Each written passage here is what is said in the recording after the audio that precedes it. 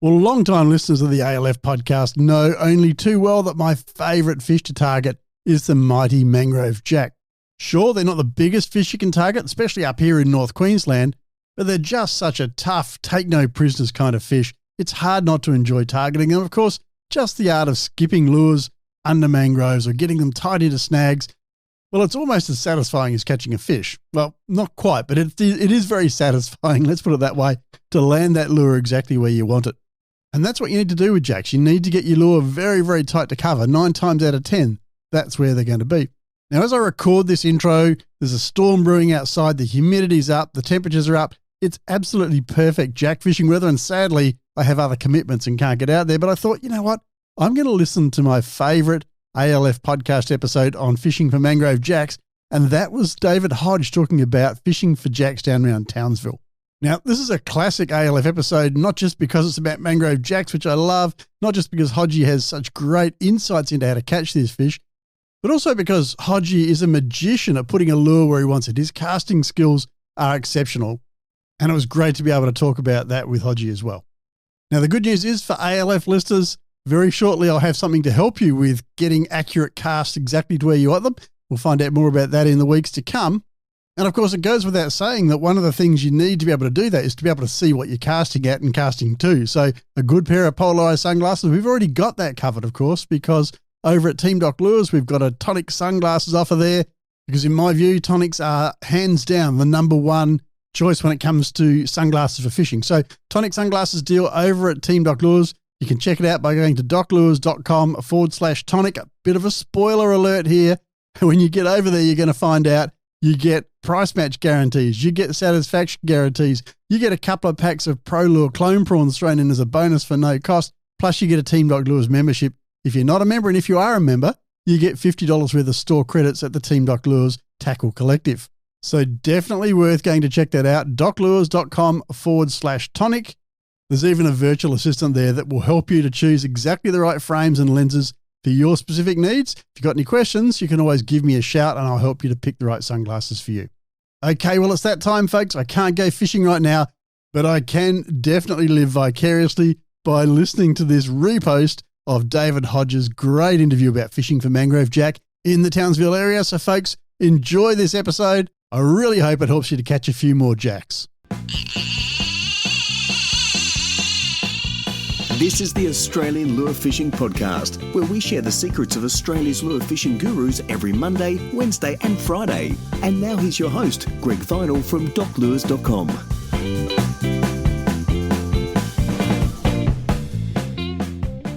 Ladies and gentlemen, this is episode 332 of the Australian Lure Fishing Podcast.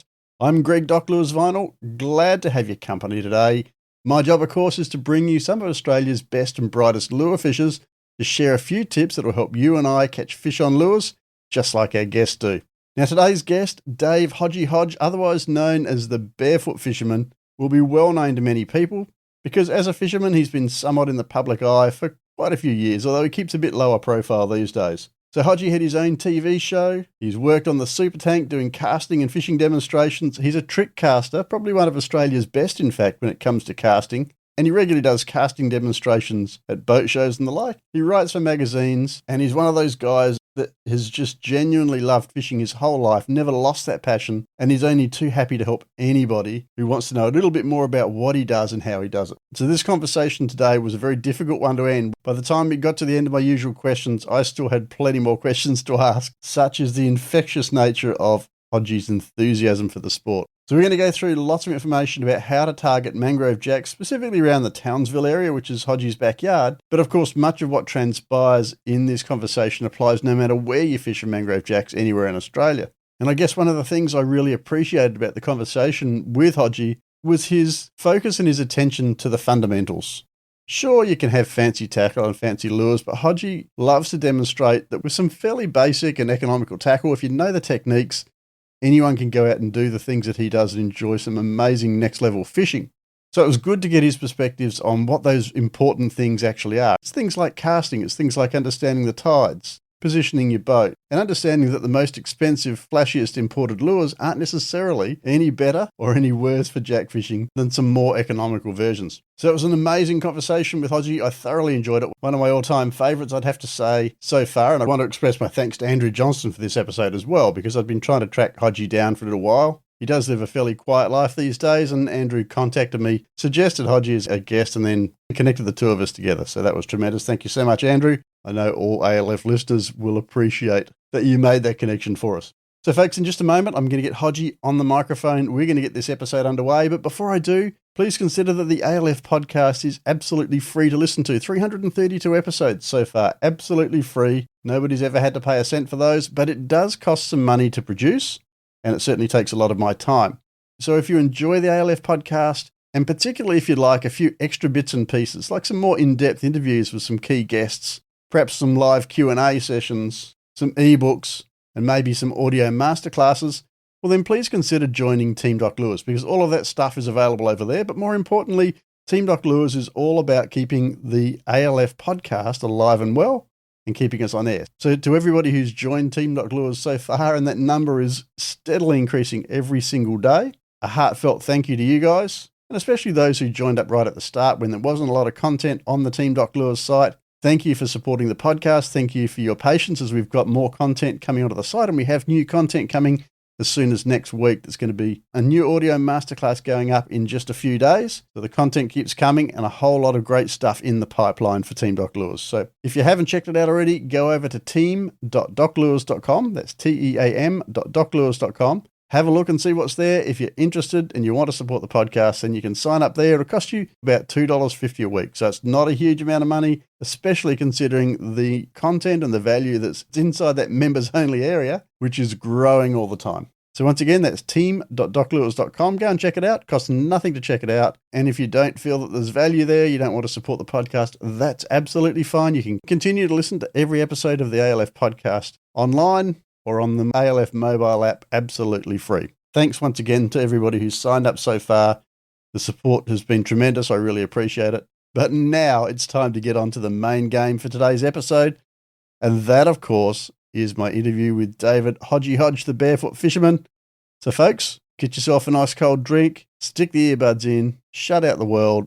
It's time for a conversation with Hodgie about targeting mangrove jacks in the Townsville area. Hey, Hodgie, welcome to the show, mate. Great to have you on board. Thanks, mate. It's good to be here. Yeah, you're a very difficult man to catch, you know. You've got a bit of a high profile, but you keep a low profile. But look, it's been a while trying to track you down. I'm really glad that we have, though. And I'm really glad to be talking to you today about fishing for mangrove jack in North Queensland, specifically around the Townsville area. But, mate, a lot of what we talk about, as you and I both know, will apply anywhere you target jacks around northern Australia. 100%. But we'll focus on this northern part of Queensland, I guess, which is your backyard. Now, mate, before we start talking jacks, though, let's just spend a little bit of time introducing you properly to our audience. Many of our audience probably already know you from your previous antics, but just in case they don't, let's bring them up to speed. So let's talk firstly about the species you like to target. And mangrove jack's obviously the reason we're here today, but what are the other species in your part of the world, mate, that you just love to throw lures at? Oh, mate, I lived in Tamworth for 30 years, so my number one species to chase down there was Murray cod. They're one of those species. They're similar sort of a thing to a barra, you know, as far as what they'll take, presentations and timing and all that sort of stuff. But there's just something about Murray cod that is just my favourite fish in the whole world. And I've lived up here for 9 years and I do miss them like anything. But you've always got that dream fish. You wanted to catch that one over 100 pound, and that's the goal for anyone, you know, like in the old scale. Like these days it's a metre, which is, you know, like a 38 to 42 pound fish, depending on how the condition they're in. But yeah, mine was always that 100 pounder, and I was lucky enough to catch two of them in the one trip. Wow. So, in one trip? Yeah, in the one trip, 37 years chasing them, I got two in 2 hours. It was ridiculous. It wasn't the same fish twice, was it? It wasn't very lethargic the second time. No, fair bit of difference between them, but no, it was incredible. But Jack's run a very close second to him, that's for sure. Yeah. You better tell us where you caught 200 pound plus Murray cod, mate. Where did that happen? That was on the Murray River, and that'd be nearly 13 years ago. We were doing a bit of trial and research. At the time, I was sponsored by Bassman Spinnerbaits, and we were developing the Codman range of spinnerbaits at that stage. And there was another lure he was working on called a Mumbler, and they both proved to be really, really effective on big cod, you know. And the thing is, you're chasing nothing but big cod, so we didn't want to develop something that catches your little rats and stuff like that, you know, like it was just a big fish sort of range of lures. So it was sort of like a trial and error trip, and apparently everything worked really well. Doesn't sound like there's too much error. Sounds like it was pretty good to me. Oh, mate, it was incredible. Like the smallest fish I think we caught for the trip was about 40 pounds, you know, which is just on a metre long. So it was incredible, you know. When I moved up here to North Queensland, there's not a lot up here, you know, apart from your jungle perch and your sooties, there's not a lot up here that really is spinnerbait targeted. So we still great friends, you know, like they're like family, Glenn and Sue Casey, the people that own Bassman, but there's no use being sponsored by someone if you can't give them value for money, if you know what I mean. Using their products, yeah. Yeah, exactly. So you've fished all over Australia, and we've seen some of your antics on TV, so we know you've been around the place. If you could just down tools though, mate, and you could just head off for a week, you've got no responsibilities, budget's not an issue, no mobile phone, no computer, it's just you and a fishing rod. Where in Australia would you want to spend that week and why? It's a big one, isn't it? Even though one of the things that we moved up to North Queensland for was to give us close access to Cape York, I used to work for a four-wheel drive company called Duncan's Four-Wheel Drive Tours, and we used to do trips up to the Cape. And that place is just so diverse. You've got your tiny little, almost like crystal clear mountain streams, and if you keep walking down and you hit tidal reaches and you're catching big barrow and threadies, and it's really hard up there not to catch fish, but the wildlife. And for me, that's as big a part of fishing as anything is the wildlife and all that sort of stuff. And being able to get away. And the thing is, the Cape's not as remote as it used to be. It's getting less remote all the time. But like up there, you can usually find somewhere away from big groups of people, not a problem, you know. If I had a week with a fishing rod and a backpack, that'd be the place, I think. Yeah, but it's almost the last frontier, isn't it? Well, certainly on the East Coast it is. It sort of is, yeah. We're running out of remote areas, you know. Like there's a lot of places that are getting locked up now, and to get in there, people have to pay huge amounts. And it's a bit sad because people can't really enjoy the country like we used to be able to, you know. Obviously, a lot of it's because of drongos that go up and smash bottles everywhere and light fires and all that sort of stuff. Sadly, you're never going to get rid of that drongo factor, but it'd be sad to see our remote areas priced at a point where only the rich people can access them and enjoy them, you know? Yeah, absolutely. All right, that's a bit of a sad note, mate. Let's move on to something different that's a bit more cheery. So tell us about the one species that's still on your bucket list, mate, that you'd really like to tick off before you kick off. Oh, one species. If I had to choose one in Australia or? No, you can go anywhere in the world for this one if you like. Anywhere in the world. Black bass, New Guinea. How come that doesn't surprise me at all? Look, I got to... Yeah, probably 80% of my guests say the same thing, and you're a jack fisherman, so what else were you going to say? That's it. They're like a 40-pound mangrove jack, I know. And I've got some mates that used to guide up there for them. They all said, you know, all the rumours you hear are all true. Yeah, I heard all the rumours you hear are underestimated, actually, but I'll go with your version. That sounds fine.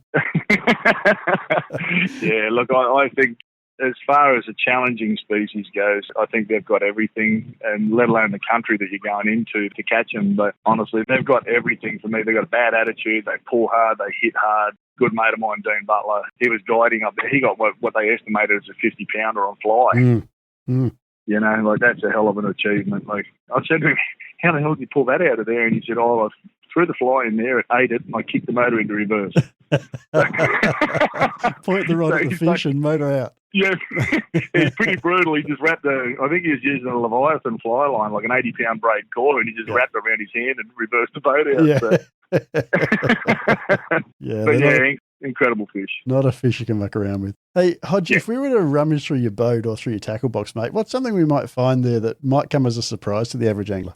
Probably the range. I mean, I've always been a promoter of hard-bodied lures, and I think that when soft plastics hit the market, they sort of dominated to a fair degree on a lot of southern species in particular, but a lot of people are sort of forgetting about your good old hard bodies, you know? Like there's times when a hard body will outfish a soft plastic, but if I had to probably say what people would get a surprise at looking in my tackle box would probably be the amount of soft plastics and weedless hooks that I've got.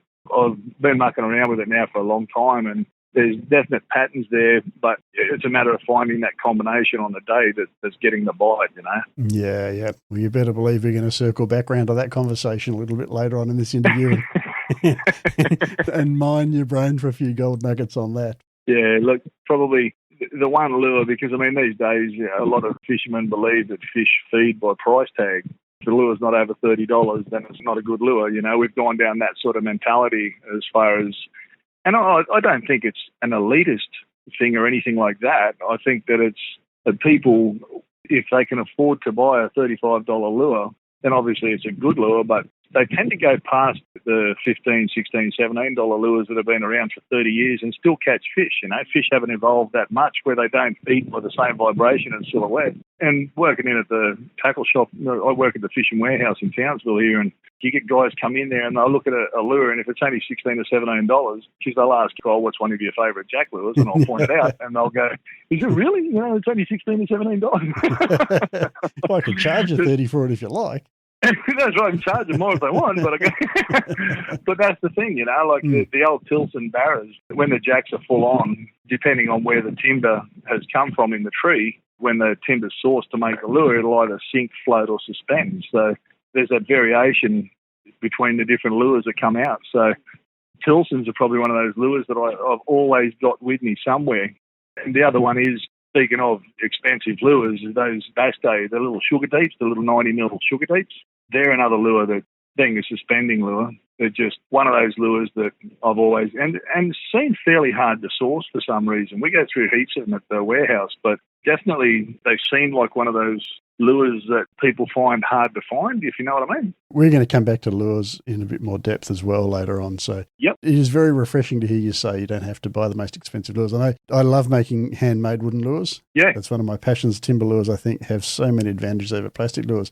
But I remember talking to a mate once who was importing plastic lures and painting them. He was doing quite nicely out of a little sideline business. And I said to him, mate, how are you going to ramp this up? How are you going to scale it up? He said, I'm going to move to Japan and put a made in Japan label on it. He said, and then I can charge 3 times as much for it. And he's pretty right. Yeah. And I mean, that's the thing. The timber lure market, some pretty famous anglers like, you know, Lance Butler and people like that, you know, people who develop the things that are just based on what they need as a very experienced and very successful fisherman. They build those qualities into a lure, and a lot of the time you'll find that timber's the material. That's how I actually ended up getting involved in the fishing industry. I used to make timber lures myself, and yeah, it's sort of what sort of kicked it all off. We're heading down a dangerous path with this conversation. This could end up being the first 12-hour interview on the ALF podcast. It's definitely an area of passion for me. And I mean, I say to people all the time, you know, timber just has different qualities about it, you know, in terms of the vibration it emits, in terms of the sounds that it makes. And harmonics and everything, exactly. Yeah, and people say, oh, yeah, but you can make plastic lure that's the same density. It's not just the density of the material, it's also the internal structure of the timber. And I say to people, you know, you don't see guitars made out of plastic. You don't see woodwind instruments made out of plastic, even though it'd be really easy to make them, much cheaper. They'd be much more stable during heat changes and humidity and all that kind of stuff, but they don't have the same sound qualities. Yep. And I'm not suggesting that fish have highly tuned ears and, you know, can pick a Stradivarius violin from a cheaper one. But, yeah, it does make a difference in terms of the, as you say, the harmonics and the vibrations and the sounds they make, you know. Yeah, and you do. You even get a sound out of your hooks and split rings when you're twitching a timber lure up over a snag. They make enough noise to attract the attention of a fish a lot of the time anyway. You know? Yep, absolutely. And I think a lot of people go too noisy with lures, like you know, too loud a rattle, you know, and especially in hard fished waters, you can spook them. Yeah. Well, I think, as I said, we're headed down a dangerous path with this conversation here, and it's just as well we're not having a beer as we record this, because I could be pretty soused by the end of it. It could be a half-carton job. Yeah. So let's get back to the main program here, mate. Tell us about a piece of fishing technology or a fishing gadget that you really like. One thing, and I get asked that as well a lot, if I had a bare boat with just a big motor and the hull, and if I had to make a choice between an electric motor and a sounder, it would be the electric motor. Okay. I can't fish without an electric motor, mate. I mean, don't get me wrong, I use my sounder for my deep water stuff and open sand flat and mud flats and stuff like that when I'm looking for ledges and drains, like those deep water drains and stuff. And obviously side scans revolutionised that whole side of things. But my favourite type of fishing is fishing snags and structure. So I'm actually looking where I'm fishing. I'm not looking at a TV screen. I'm looking where I'm fishing. And if there's a jelly prawn or something like that flicks up in the mangroves, then I want to be able to see that, because that's a signal that there's a fish there somewhere. I love watching nature in progress, and that whole watching a bait fish get eaten or prawn get eaten or seeing a flash of a fish up in the snags. If you don't see that flash, you're not going to know it's there. So I don't look at the sounder very often at all when I'm fishing snags. Yeah, yeah. Now, when they ask that question, typically, you're right, it's either the electric motor or the sounder. They're mostly the things that come up. And it really depends on the type of fishing. And even if you look at barrow fishers, a lot of the guys who fish estuaries that say, I can't do without an electric motor. The guys who fish impoundments and say, no, I've got to have a sounder. It's just different styles of fishing. Luckily, mate, we live in a world where we're allowed to have both. That's it. Both. Yeah. Exactly, mate. And that's the thing. I think it comes down to water depth as well. If you're fishing deeper water that doesn't have, you can't identify visual structure. And when I say structure, in the form of a ledge or a snag or a rock bar or something like that, you need a sounder to be able to identify those things. Yep, absolutely. Or to find bait or whatever. If you're out on the big blue, there's not a lot of features there to look at. You can see current lines and that kind of stuff, but you need a little bit of help under the water. So I like watching my lures get eaten. So don't we all? All right, let's move on, mate. So if you could spend a day out in the water with absolutely anybody, you fish with a lot of people in your time, mate. But who would you most like to spend a day out fishing with, and where would you like to take them? Mate, when Jack Erskine was alive, Erskine was like a father to me, and we always planned on taking him down and putting him onto a meter Murray cod when I lived down in Tamworth, and we talked about it almost weekly. So, but I think if there was one person that I'd like to fish with, it's probably, it's going to sound stupid, I suppose, but it's my boy. No, that doesn't sound stupid at all. That's actually a very common answer. It always comes down to either being a really high-profile angler or being a family member. So I think that's an awesome thing to say. Tell us about your son. I believe he casts better than you do. Yeah, he's a freak, yeah. Yeah, look, we've been fishing together ever since he could walk on the sand, and to watch him progress. When we lived in Tamworth, my wife and I, we used to go and have barbecues on the riverbank on all the different rivers around the place, and every weekend that was sort of our thing to do, and she's always encouraged, because we didn't want him to be one of these kids that didn't do sports, soccer and footy and all. And we got him into these sorts of sports there a few times, soccer and footy and all that sort of stuff, but he got sick of hearing about me going fishing and seeing the photos of the fish when I got back, and he's going, Dad, I've missed it. So, I think, he's progressed to a point. It's as much of an obsession for him as it is for me, and it truly is an obsession. But, if I had to take someone with me to experience something that is super special, it'd be him, yeah. Where would you take him, mate, and what would you fish for? Black bass, New Guinea. Never too young to start. I'd probably have to tie him into the boat. He's only 13, so get dragged out of the boat by a big one. But he's learning to pull pretty hard on a boat. He's caught 2 barrow over a metre so far. So excellent stuff. All right, mate, final question in this getting to know you session. Tell us about, and this is going to be a very difficult question for you, mate. Tell us about the one Mangrove Jack capture that will never, ever leave your memory, one that was really special to you for whatever reason. Maybe it's a PB. Maybe it was just a really difficult fish, a really hard-earned fish, but relate that story to us, mate. Probably when I lived in Brisbane for a few years, and when I first moved, I didn't want to go and chase bream and flathead and stuff like that. I'd done a lot of that sort of stuff down around New South Wales, like Coffs Harbour, Nambucca, Port Macquarie, all those sorts of areas. I used to chase them a lot. So there was one species that I had caught a lot of in the past, but when I moved to Brisbane, I thought, I want to figure these jacks out, because I'd heard so much about these jacks that lived around Brisbane and all that sort of stuff. So I went exploring. I've got a little 4.1 metre polycraft, indestructible wheelie bin, and it slides over rock bars and that sort of stuff really well. So I went to this one creek, and it was the first time there, and I thought, I like catching any sort of fish on the surface. And I flew out a 70mm Bill's boat, fizzer, and I came around the top of a tree that was submerged, typical jack-looking snag, and got about 3 twitches into it, and a 56-centimetre jack grabbed it. And it was an instant, intense fight, like it was ridiculous, and I had never experienced anything around Brisbane that pulled that hard, that only weighed that much. So that fish for me, like, you sort of keep replaying that over in your mind, like time after time. And even though we've seen plenty of jack strikes since then on the surface, that one was probably the one that hooked me on the species, I think. They're very much like that, aren't they? You've got lots of other species with that first jack. When it smashes a lure off the surface, that's just burned there indelibly on your mind. It honestly is like a gunshot. When they're full on and the conditions are right and they're in full fire mode, it's like a gunshot when they crack it. If you've been quiet for half an hour or something like that, haven't had many bites, You're all just of a not sudden, concentrating.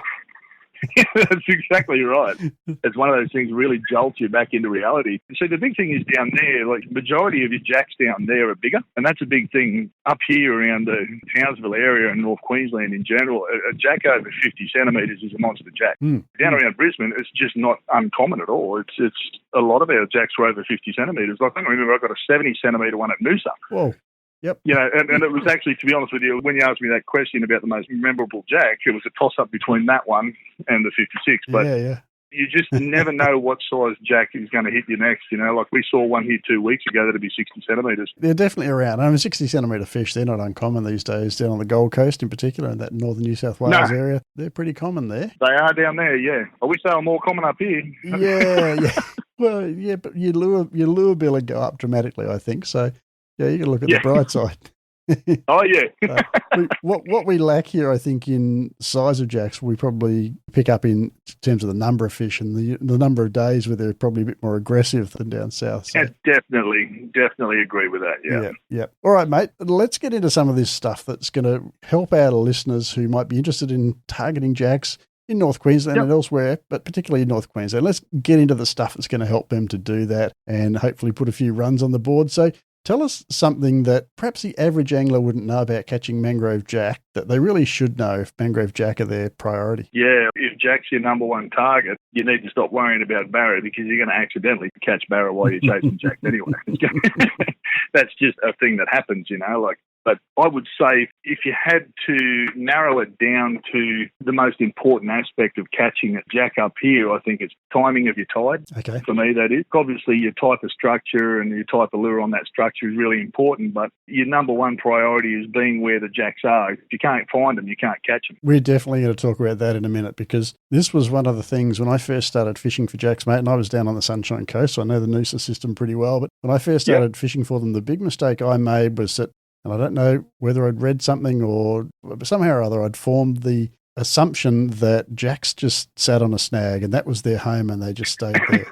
And it wasn't until I realised that these fish move around the system and they follow the bait and they follow the tides and they do all kinds of weird and wonderful things. And once you get that figured out, then suddenly a new door opens. So we're going to come back and talk about tides, particularly in North Queensland and how that all kind of works in a moment. But no, in fact, let's do that now. We're on a roll. Let's do it now. So walk us through, mate, if you had to pick the perfect day for jack fishing in your part of the world, and we can talk about tides, we can talk about lunar cycles, we can talk about weather conditions, water clarity, whether it's been raining, whether it's been sunny, all that kind of stuff. Just walk us through. If you had the perfect conditions that would give you the utmost confidence you're going to have a red letter day on the jacks, what would that day look like? Probably the most uncomfortable day for us would be the best day for the jack. You get that humidity, a lot of heat. Me personally, I like it when you get those days that are under 10 knots and you've only got around about 1.2 to 1.5 metre run in the tide. And what stage the tide's at dictates where we're going to be in a system. So at the bottom of the run-out tide, if it's only, say, a 1.1 or 1 metre low, I like to fish up in the smaller drains at the last of the run-out and the very first of the push-in. And I like that tide change in those drains. Okay. So do they bite on the slack water as well, or is there a bit of a quiet period through that slack? They bite right through? Yep.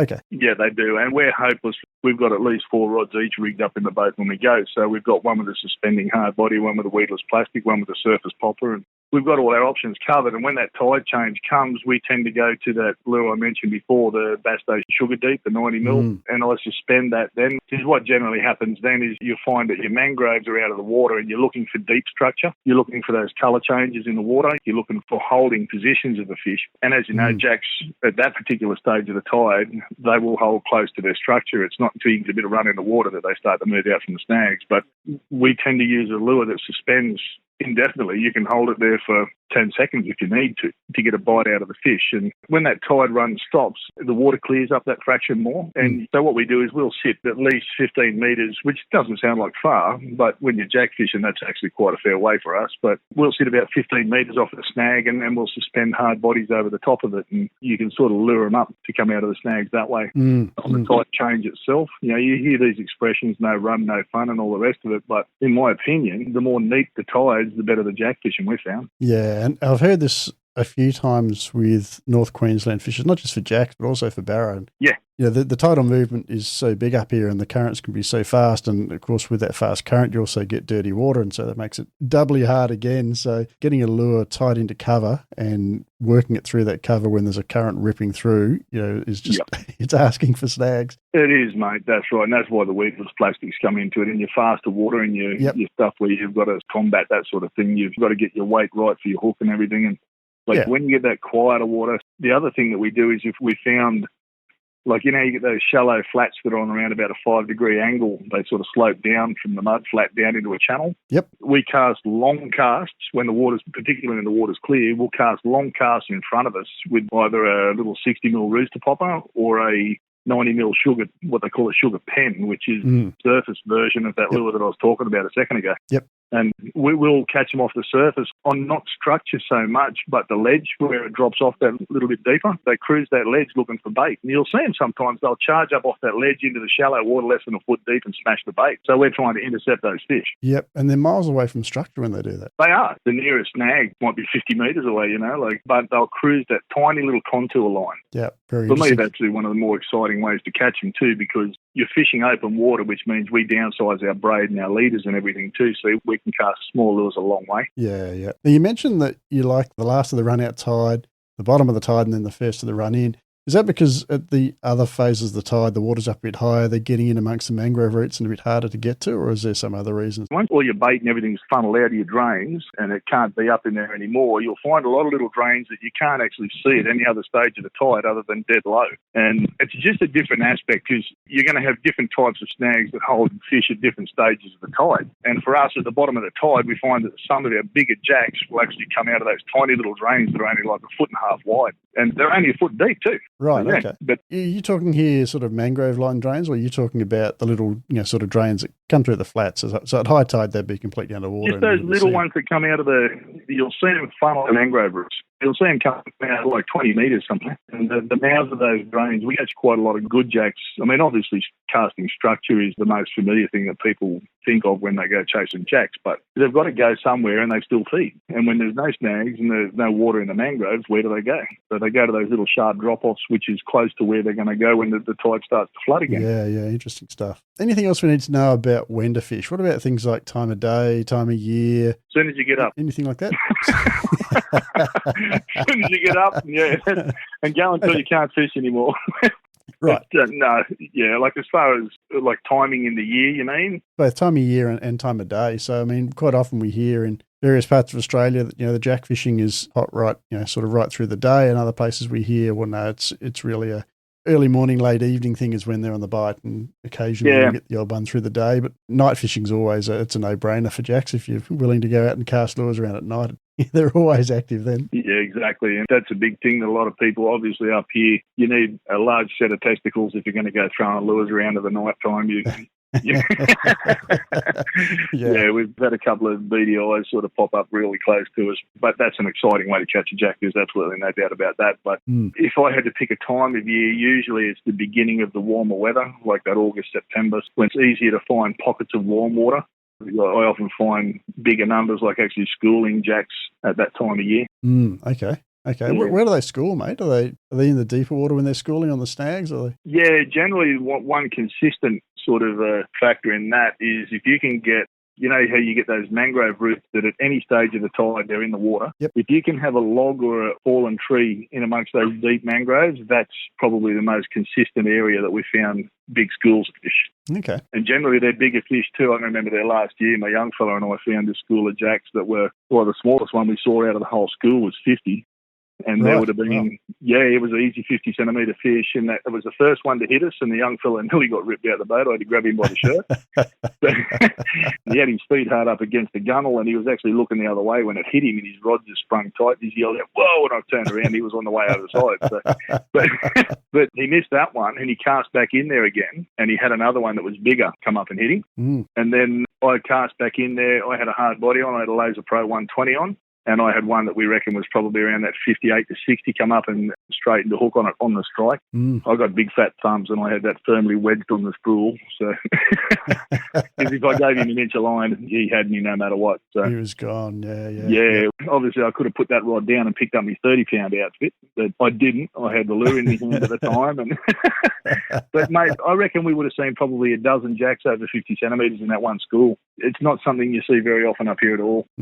Nice when you do. I mean, a lot of the time, by the time they reach that size up north, they've headed out to the reef to do their thing out there. So Yeah, I know. That's something that I can't figure out. There's no consistency when they do head offshore, I can't figure that one out. I know people who have caught 45 centimetre jacks 70 k's offshore. Yep. How's that work? That throws everything else. Well, it just proves that jacks don't read books, mate. They don't listen to podcasts. They don't watch YouTube, so they don't know what they're supposed to be doing, and they're trying to figure it out for themselves. And that's what I love about the species, No matter how much you think you've got them worked out, they always throw a spanner in the work. Yeah, they're going to prove you wrong at any opportunity. Yep. Yeah. Well, let's have a chat about tackle, mate. I mean, this is a species that it's pretty unforgiving. You don't want to go out there with the old Kmart special. You want some pretty decent gear. So you've mentioned that you'd normally have 3 or 4 rods rigged up and ready to go. But if we were to narrow it down to 2 or 3 combos, what would you suggest we bring with us in terms of rod, reel, line and leader? Well, my favourite rods, because casting is my thing. I don't control it all. So casting is my favourite thing. So I use very specific rods that are suited for casting. And a lot of our casting is a very low trajectory cast to get up underneath the mangroves. You got that rising or falling tide. A lot of the time you've got that sort of foot of clear between the water and the bottom of the mangrove roots. So we need a very fast tapered soft tip rod to do that. And if I had to pick one rod, it would probably be a Samurai Infinite. And it's not a cheap rod, it's an expensive rod, but Samurai Infinite in the 8 to 16 pound, and super fast tapered. It does have micro guides on it, so a lot of people who don't like FG knots are not going to like it because it's not going to handle big knots, yeah. No. All boats don't cast very well out of an Infinite, but no. But the thing is, it's such a pinpoint casting rod, and the minimal effort you have to put in to load the rod tip and generate a lot of speed. Obviously, over a day's fishing, we do hundreds and hundreds of casts. So if we were using a rod that you had to swing your arm or put a heap of wrist power in, by the end of the day, you're buggered, So these things, you get minimal effort but maximum line speed as you cast. But there's another one called a refraction, actually, and it's because a lot of our casting short range, like 5 to 7 metres sort of stuff. Yep. And obviously the longer rods aren't as good for that short range presentation. So we use about a 5'6" to 5'9" sort of long rods for that short range stuff. But it's always got to have that soft tip though. There's one called a Samurai Runoff. It's a very forgiving rod, like for people who aren't into that fast tapered stuff where your reaction times have got to be super fast and all that sort of stuff. The Runoff is more of a parabolic bend when you're casting, so it's more of a gentle delivery, if you know what I mean. Again, it's not a cheap rod. They're like a $300 rod, but I suppose these days you'd call that mid-priced. But yeah, that's right.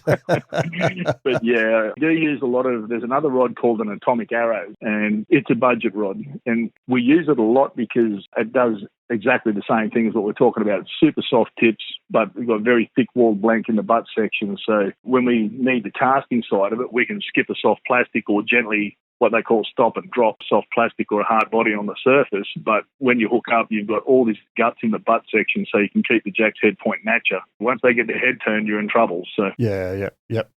Very unforgiving fish, the old jacks. Yeah. But, cranky. All right, so we've got some great advice here on rods. And for those who don't know about David's background, he's a bit of a gun when it comes to casting, and accurate casting is one of his pet things. So take note, if you're in the market for a rod, you want something that's going to allow you to cast with pinpoint accuracy and jacks are your target. You've just been given some great advice. Obviously, it takes more than just a rod to land your lure exactly where you want it. Yeah. There's a fair bit of practice and a fair bit of technique. Yeah, there's a lot of technique, but it comes down to, because that rod that I was just talking about, then the reason we use that so much, I mean, every angler likes to use the best quality gear they can possibly use. But when we're doing the YouTube stuff, we use all the rods that I just mentioned right down to $160 rods, just to let people know that you don't need to go and spend $600 to get a rod that'll do it, But it is nice to be able to use good gear if you can afford it. For sure. Not that I can afford it, but I think that probably the biggest thing apart from the rod is the reel itself.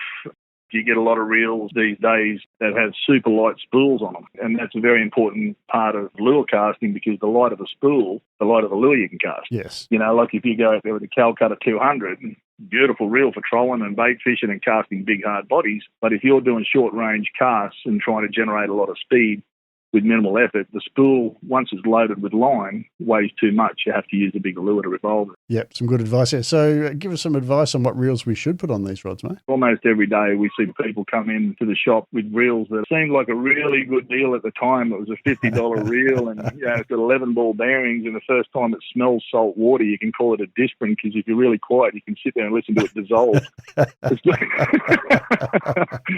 And, like you stick with your main brands like you Shimano, Daiwa, Abuse. I use all those brands across the board. It really comes down to what you need from that particular reel. If I had to pick one reel for casting and jack fishing, it'd be an Abuse Premier. Okay. And that thing comes out of the packet with 24 pounder drag pressure, which for a low profile bait cast is insane. That's phenomenal. Yep. Yeah. And it's smooth too. Like I've got one there that's 6 years old and it looks like it's been dragged around Australia behind the car. It's been knocked around. And yeah, but there's not one speck of corrosion on it. The drag's as good as the day I got it, and it still casts as well as the day I got it. So they're about a $400, $420 reel. So again, they're not super expensive, but probably my favourite, most reliable reel. Close second to that would be a Shimano Chronarch. The last model was that whole Disprin thing again. That silver one they used to have with the red trims on it, it had massive corrosion issues. And they fixed that straight away. The body shape and body size and everything on the later model Chronarch is identical, but they've got the corrosion resistance down pat now, and I've got one there that I've had for 3 years, over 3 years, not one drop of corrosion on it. Same deal, drags as good as the day I got it. So every now and then, because a lot of the stuff that filters through to Australia, you've got to remember that, like we're only a tiny part of the fishing industry worldwide in Australia. And a lot of the stuff that funnels through here is meant for fresh water in the US or that freshwater Japanese market. It really is not meant for salt water, some of it. So you've got to be careful on what you buy, especially if you're going to fork out reasonable dollars. You want to be able to get a few years out of something, Exactly. All right, mate, let's move on to lines and leaders. What do you suggest we load our reel up with, and what do we tie onto the end of that braid? Well, I like 20-pound braid as an all-rounder. Because as we were saying before, your average jack up here is under 50 centimetres. So I like 20-pound braid and 30-pound fluorocarbon leader, but I use a couple of very specific fluorocarbon leaders that are super abrasion resistance, but they sink quite well as well, which is important for me when I'm working soft plastics or using suspending hard bodies. So one's called Unitica Harasu, and it's a Japanese leader material, but it's not super expensive. I think it's about $40 for 50 metres or something like that. But obviously that's a lot of leaders, but a lot of people can't see the value in going from mono to fluorocarbon, but it really does make a massive difference if you're using those sinking type lures. Yeah, okay. And that abrasion resistance as well, I think, is much better with fluorocarbon than it is mono. Yeah, and that's a massive thing, obviously fluorocarbon's not suited to surface lures because it sinks. And if you're using long pauses and stops in between twitches with your rod tip, what the fluorocarbon does is sinks down in the water and it sinks your nose of your surface lure under the surface. You lose that pop or bloop or that walk the dog sort of a style. So we tend to use either a shock leader then or a mono leader when we're using surface stuff, but you can't get a more abrasion resistant leader than the one we've been playing with, that fluorocarbon. It's incredible. We did the whole seesaw thing over barnacle covered logs and it's held up so many times for us in really nasty conditions that we've got a lot of confidence in.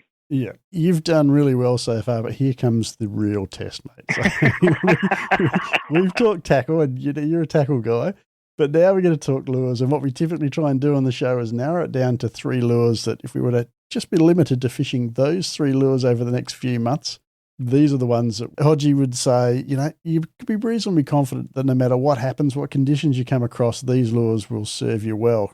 Are you able to narrow it down to 3, mate? Yeah. Am I allowed to add a hook in? How many fingers have you got? Can you count 3? I'm sitting here at the moment in front of my workbench and I've got about 500 lures sitting in front of me and I'm looking at them thinking, that one's got teeth marks, that one's got more teeth marks, that one's got straight hooks. All right. Well, look, let's see how we go, mate. So, we can start, if you like, with some sort of general lure styles, I guess, and then maybe pick one of the, a good example of each of those lure styles, if that's an easier way to approach it. Yeah, look, and I think probably if I had one lure to recommend for people who are just getting into the whole jack thing, it would be probably a Mad Eye paddle prawn soft plastic in the 5-inch size. Colour-wise, for some reason, I'm not sure why we haven't been able to figure it out, and it's really hard to get at the moment. They're waiting on stock, apparently, from Halco, who do the Mad Eyes. But there's one, it's a luminescent colour, and you would think that luminescent would be great at night time or low light periods, early morning, late afternoon, dirty water, all that sort of stuff. But for some reason, that colour in clear water is absolutely phenomenal. And the thing is, if you rig that particular lure on what they call a gamakatsu hook, so obviously you've got to have your head weights right, depending on the depth that you're fishing, you know, like, and if you wanted a surface presentation with that particular lure, the Mad Eye paddle prawn, then you'd go for a 1/6 or a 1/8 ounce weedless hook. But if you went for a happy all-round medium that covered shallow and deep, it'd have to be a 5/0 1/4 ounce EWG atomic seeker hook to match with it. And I mean, obviously that's a big part of it. Your hook selections, there's so many hooks out there now that some of them, you know, like a jack's only got to look at it and it'll straighten. And you know, and there's other hooks that they don't cut it as far as jack fishing goes, because a lot of the time, obviously, you're snagging up, and one of our techniques for getting snags off lures is to do that whole slingshot thing where you're stretching the leader out with your fingertips and shooting it back. And some of the hooks that we've been using in the past, you can actually straighten them on while you're trying to flick your lure off a snag. So you got can't handle a snag. It's not going to handle a jack. No, no, you're never going to thumb lock a jack on it. So, but that'd be, if I had one combination, the first one would be that 5-inch paddle prawn with a 5/0 1/4 ounce EWG seeker hook in it. Okay. If I had to pick a second one, I'd probably say the Bass Day Sugar Deep in the 90 mil. The one I was talking about earlier. This is the suspending hard body. Yep. Terminals good out of the box, mate? Terminals aren't bad. They originally they were a little bit light. They were more of a bass style hook on them, but they've upgraded them in the last one, so they're more jack friendly now. Thinking about my third one. It's got to be a surface, and I would say it would be a 60 mil rooster popper. The old Halco rooster popper. Yeah, mate. Yeah, they got an incredible sound for a very small profile lure. So, and I mean, the amount of barra that you catch on them too is pretty insane. So while you're popping for jacks, expecting a big red jack to come out, all of a sudden a silver slab eats it, and you. it's a very welcome bycatch. That's it, exactly. Yeah, I mean, originally that particular lure, the 60 mil model, was made for the bass market. They put bass grade hooks on it, so we'll generally get a few fish on the rooster poppers before we have to change the trebles. Yep. And my young fella, he's got me buggered how he does it every time he puts one on. Like, if it's a really quiet day, every time he puts on a 60 mil rooster popper, he just completely changes the day. So, and his favourite colour is, I think it's called Smelt. I think the colour's Smelt. It's a white body with a tiny little flash of red down towards the bum. Sounds like a smelt, doesn't it? It does, yeah. It's an incredible colour when the water's clear. But when I say clear around here, if you can see down 3 feet in the water, that's clear around here. But when the water's dirty, he puts on that lime green one, and that seems to be the one that gets smashed. Yeah, okay. All right, so let's go back through those 3 lures, mate. So we've got the paddle prawn, the small hard body, and we've got the small surface popper. So walk us through when you would use each of those particular lures. So what would prompt you to pick up the rod that's got the paddle prawn on it? Okay, so basically we pick up the paddle prawn when the surface bite's not happening. Okay. We like to use surface lures wherever possible. If the jacks are hitting surface lures, obviously that's the most spectacular way to catch them. But if there's nothing happening on the surface, the next go-to lure is going to be the paddle prawn. In that 5-inch size, it skips really well. And depending on the material that a soft plastic's made out of, really dictates how well it skips. And because it's made out of that RST material, when it hits the water, it flattens out and compresses. And that obviously increases the surface area. Yeah, and it skips much easier. So we can ricochet that thing back into, or skip it back into some of the nastiest, deepest, darkest holes you could imagine. And with that hook on it, you know what jack fishing is like. If you see a lure disappear into a dark hole, everything in your body just tenses up. you know it's about to get eaten. Yeah. And that's the thing. It's one of those lures that you can put just about anywhere. And the reason I sort of recommend that one to a lot of people is the other one that I recommend a lot is what they call an atomic prong. It's another prawn imitation, because you got to remember everything in the ocean or everything in the rivers and creeks eats prawns. Exactly. So They're two soft plastics that we always have in the boat is the atomic prongs and the paddle prawns. But the big thing is with people when they're casting snags for jacks, if they're just getting into the whole jack thing, if their accuracy is not 100%, then you're going to be constantly going in to get your lures back. And you're going to lose a lot of lures too. But the problem is if you flick a hard body that's got trebles hanging off it into a snag and it snags up, you've got to go in there and get it, which means that you've just spooked every fish there. And if you have to do that 10 times in 100 metres, you've just spooked probably 50% of the fish that are there. You're running out of places to fish. Yeah, exactly. Yeah. And I mean, once you go in there to get your lure off, 10 metres either side of you, the fish are all spooked. Yep. But yeah, I think if you have a weedless plastic, a surface popper and a hard body, like a small, because we've all hit jacks on lures that are ridiculously big when they're turned on. Like we've had jacks come out and smash a 125 scorpion when we're chasing barras.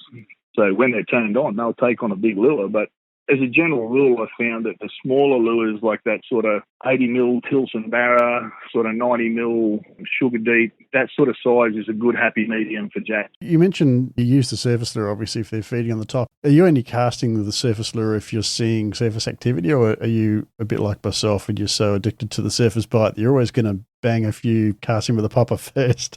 Yeah. And then if there's no action, you'll drop something else in there. And that's the thing, like you've always got to test it. But for us, probably low light periods is the big thing. So early morning, late afternoon, or if you've got an overcast day, like really thick cloud over, you'll find that the jacks will come up into the shallower stuff and they'll hit a surface lure much easier. They'll be more willing to sort of hit a surface lure if the light's not as bright, especially when the water's clear, Absolutely. All right, mate. Final question, I guess, on the lures. So we've got the little suspending hard bodies. You've already mentioned that they're great when the tide's not running too hard. The great thing about a suspending lure, of course, is you get it into the zone, and because you can pause the retrieve and you can just leave it sitting there and just twitch it occasionally, you can keep it in that zone and in the jack's face for a long time. So when do you employ that technique? What's the strength of that one? Well, generally when you know there's fish there, but they're not biting. So if you're having a quiet day, because you're after, with a soft plastic, to a certain degree, you're after what they call a reaction bite, obviously. So something gets hit at speed. But when they're sluggish and they're sitting around the snags and they don't really want to come out, whether the barometer be low or the water temperature be cold or whatever,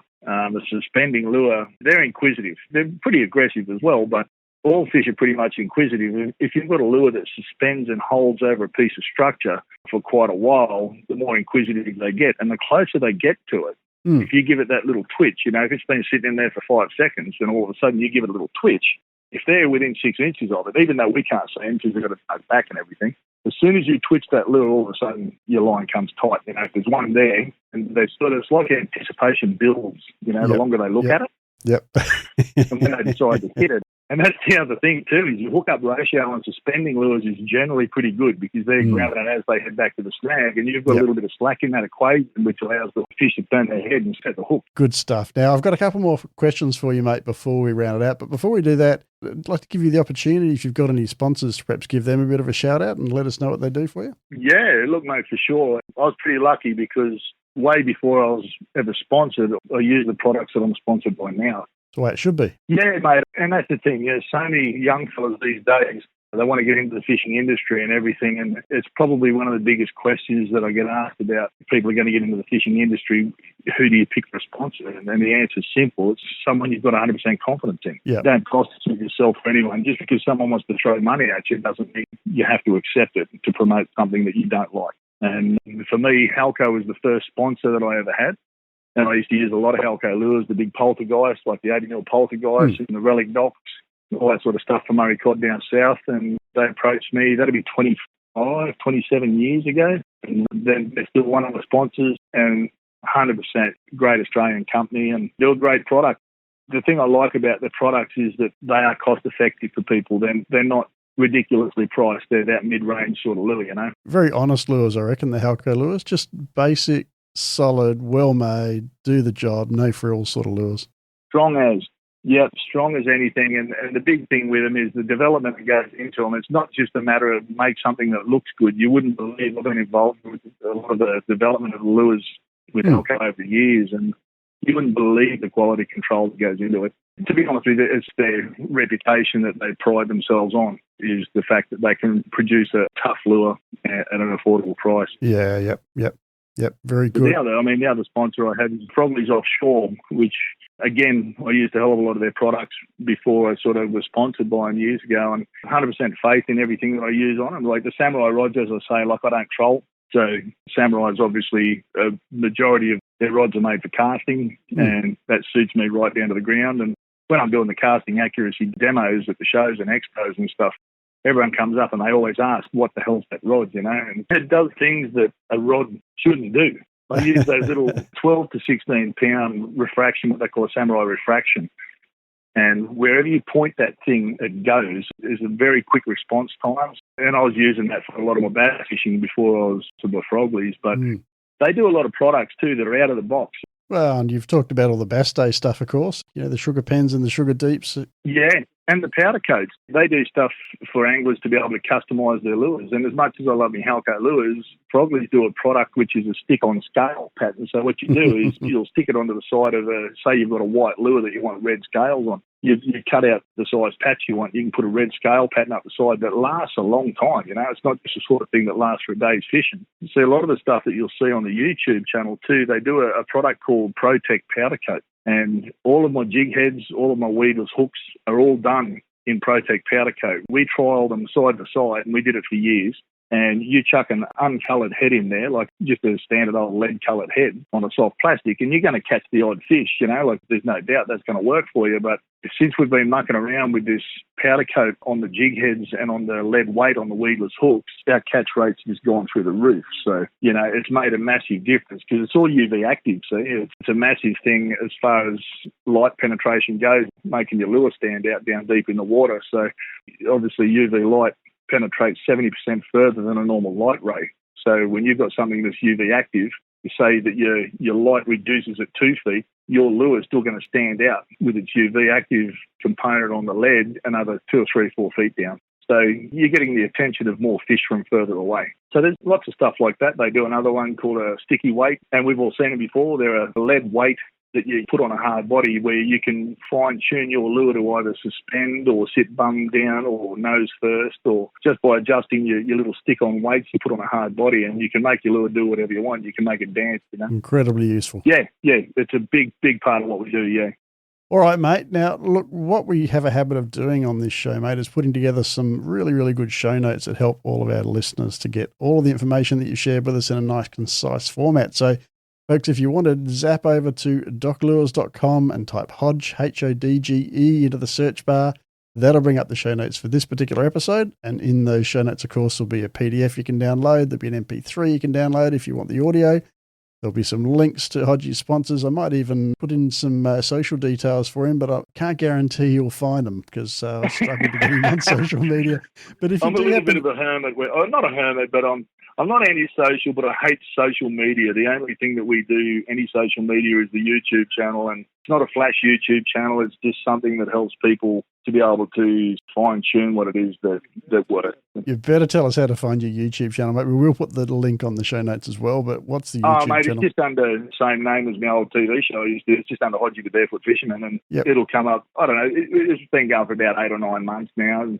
It's not a huge one, it's not a massive subscription or anything like that, but we're not into being flash, if you know what I mean. Like, we go fishing, and if it helps someone catch more fish or it solves a question that somebody might have been having for a while, then that's the whole thing. That's what the whole channel's about. Yeah. All right. So look, anyway, we will put the contact details, put the YouTube channel there and all that sort of thing. And of course, if you live in Townsville or you're in the area and you want to go and have a chat with Hodgie, well, you can always zap into the fishing warehouse. Hopefully he's on duty that day and go and pick his brains while he's in the store there and buy some gear from him. Yeah, look, and one of the things we do in there is if they're after the plastics and the hooks, we'll actually show them how to rig them up, because there is a little bit of a knack for rigging up some of the soft plastics. So if anyone does need to see it firsthand, just come in and we'll show you how to rig them yourself. Go in and hit the man up himself and you give you a hand. So can't ask for a better offer than that.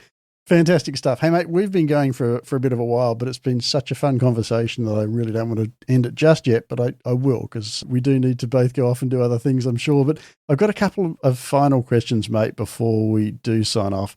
One of them, I'd like to just pick your brains quickly about casting, because casting is something that you're famous for. And obviously, in a short podcast like this, we're not going to pick up a huge number of tips, but Just give us a couple of key tips for those who want to be able to pick up a bait caster and put that soft plastic or put that hard body right in tight to cover where the jacks are sitting. Give us a couple of quick tips, mate, that can help us to improve our casting. No worries, mate. Like, the biggest thing with accuracy is, like, as I say, your rod length's a big thing. The longer the rod, the harder it is to be accurate at short range. And when I say short range, under 15 metres. So if you're going to be jack fishing, I would say a 5'6" to a 5'9" soft tip, very soft tip bait caster rod. And the big tip to casting any rod, no matter what it is if you're short range accuracy casting, the lure has to be right up close to the rod tip. And I know North Queensland, you drop your lure down a foot from the rod and you swing your arm till it feels like your shoulder's going to pop out. But if you're doing the short range accuracy thing, the lure needs to be within an inch of the rod tip and have the cast controls backed off. That's another thing that I noticed when we first moved up here is that old theory where people used to say tighten it up until the weight of the lure gently drops to the ground with no thumb pressure. When it hits the ground, it won't overrun, blah, blah, blah.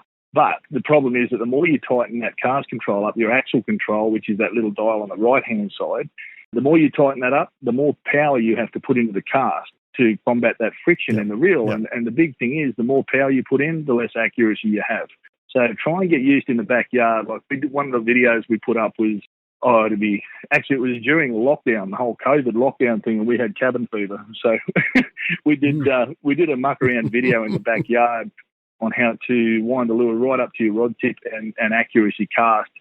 And allowing the rod to do the work is the biggest thing. The more arm movement you have, so if you're putting in, say, 70% shoulder and 10% elbow and then 15% wrist, you got all this arm movement. The more arm movement, the less accuracy. So if you can roll the handle, depending on if you're left or right-handed, I cast left-handed. Now, that's another thing I'd like to sort of make a point on. A lot of people think that I cast left-handed because it's the right way to do it, but it's not. I cast left-handed because I break my right wrist twice and it hurts to hold a bait caster in my right hand. So it doesn't hurt with a spin rod or a fly rod for some reason, but just my bait caster. So there's no advantage to casting left or right-handed. There's not one better than the other. It's whatever your dominant hand is, your strongest hand, and roll your wrist in. So if you're going to cast accurately overhead, like straight over the top, if you're left-handed, roll your wrist to the right so the handles point down. And if you're right-handed, roll your wrist to the left so your handles point up. And what that does, there's a ligament that goes from your thumb to your wrist, and it loosens that whole ligament up, and it stops you using your forearm and your shoulder. And it abbreviates the cast that much that wherever you point that rod tip, and this is the big thing,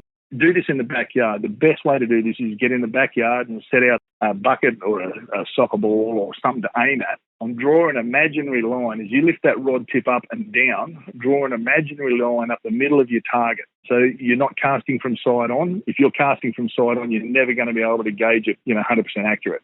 But if you're casting over the top and you draw that imaginary line up and down in the middle of where you want that lure to go, it can't go anywhere else but in line with the target. And all you have to do then is aim above it and use your thumb to slowly drop it, gently drop it down in onto the target. So if you're casting sidewards, like from backhand or forehand, your accuracy is just going to disappear. Of course, if you're trying to skip a lure under overhanging bush, you don't have a lot of choice. You have to cast sidearm then, don't you? Exactly. Well, see, there's a little cast we do called a backhanded flicking cast, and you'll see that on some of the videos. And all it is to put the rod across in front of you on around about a 20-degree angle across in front of you. So I'm a left-hander, so I go from left to right. So the rod tip's going across to my right-hand side. And all I'm doing is with the lure wound right up to the rod tip, I'm doing a complete 360 with the weight of the lure loading the rod tip, like bending the rod, but in a circle, if you know what I mean, like spinning it around in a circle. Yep. You do one rotation, and as the rod starts to straighten and go back to its original shape, it'll throw the lure for you. And it's going to feel really weird at first, and it shouldn't work, and it shouldn't make sense, but we're actually going to do a couple of close-up videos that are going to hopefully show it a little bit clearer on how to do it, because it's such a relevant cast when you're jack fishing. It's phenomenal, like you can land a lure so gently on the water, it's not funny. And when those fish are sitting on the surface, and that's one of the big comments that we get a lot of people who watch the videos is, like you're seeing these fish and then landing a lure on them and they're eating it. And that's because we're landing the lure as gently as possible. It's not splashing down and spooking the fish. If you drive it in like you're firing a 308, then they're going to bolt. They're not used to their food attacking them. Yeah.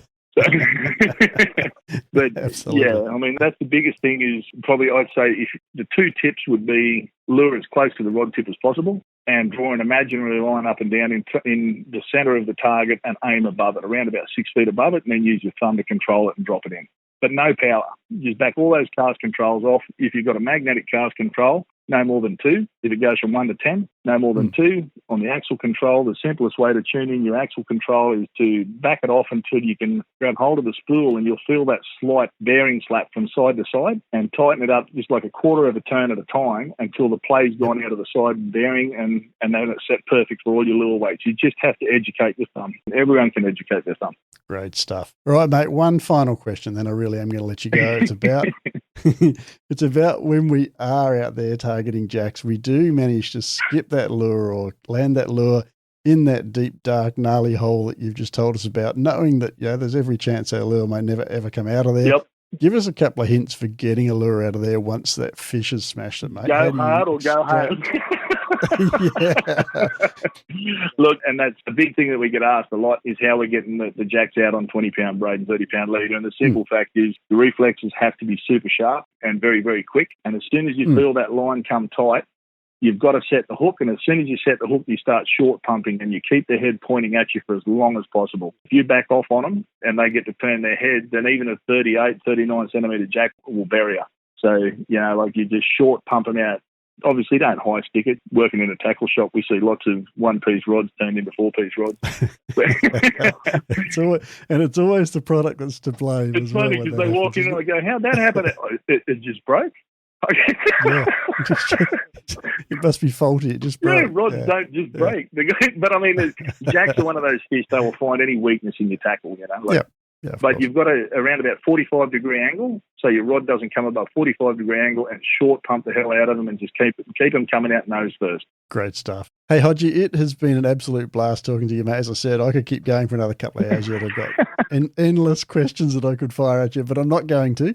I'm going to let you go. Thank you so much for your time today, and thank you for sharing such great information for those who are keen to target jacks in North Queensland. No, I appreciate it heaps, mate. And congratulations on a great show. You're obviously kicking goals with the show, so it's great. Thank you very much. No, great to see. Having a blast and talking to people like you makes it all the more worthwhile. So thanks once again, and we look forward to seeing you out on the water or on your YouTube channel sometime soon. Yeah, thanks, mate. Thanks again.